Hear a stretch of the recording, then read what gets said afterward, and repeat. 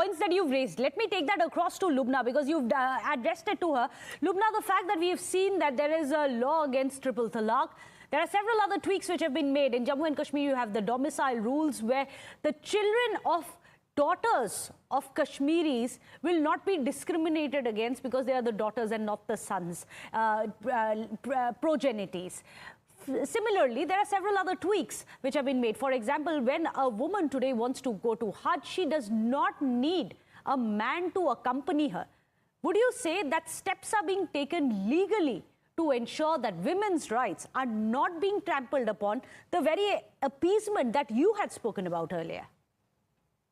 Yeah, this is actually great, and I would congratulate the government for taking up so many things and being like victorious, emerging victorious as well at the same time.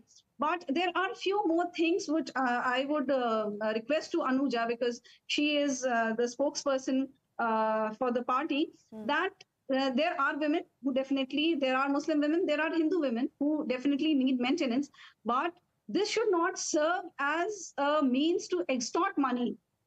Because there are women who are just lazy and they're just doing it for vested interest, for, extortion.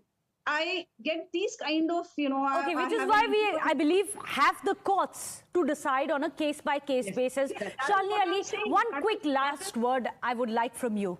Do you think now we are paving the way for a nationally implemented uniform civil code?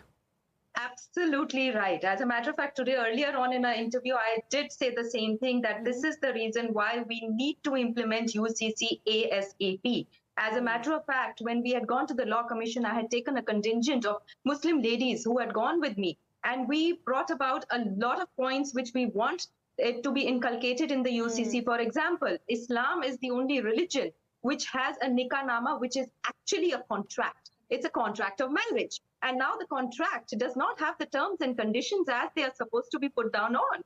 All these points are supposed to be stated in the Nikahnama, in the contract, and then they are supposed to be read and then signed. And that contract is going to remain with you till the end of your marriage, if that's so. Otherwise, till the end of your lives together as husband and wife.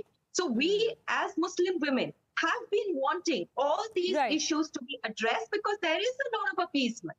There is a lot of awareness also. We have young girls who are now studying, who are educating themselves, who are reading the Quran in the language that they do understand. They are not going by the Maulanas and the Maulvis and the clerks that are trying to, put across a religion which is not the way it has been stated at the Holy Quran. So that is one of the main reasons that we see this as a movement and with rights forward for comes UCC, the emboldening of women, and rights and education, which will ensure that we have true gender parity. Well, thank you so much, all our panelists, lady panelists today. Good to have you all on the show. Anuja Kapoor, Shalini Ali, as well as Lubna Kamal for joining us. Without a short break, we're returning in 2 minutes. But